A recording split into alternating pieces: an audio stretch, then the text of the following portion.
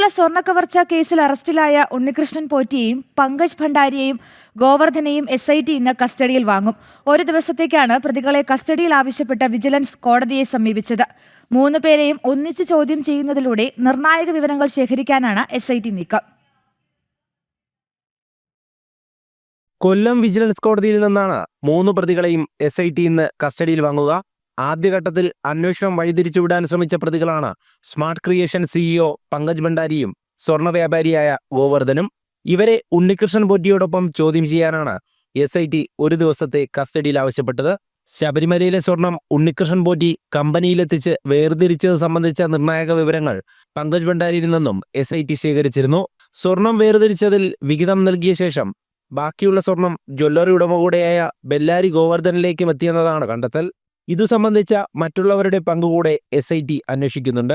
കേസിലെ പ്രതിയായ ദേവസ്വം ബോർഡ് മുൻ പ്രസിഡന്റും CPM നേതാവുമായ A പത്മകുമാറിനെ കഴിഞ്ഞ ദിവസം വിജിലൻസ് കോടതിയിൽ ഹാജരാക്കി റിമാൻഡ് കാലാവധി നീട്ടിയിരുന്നു.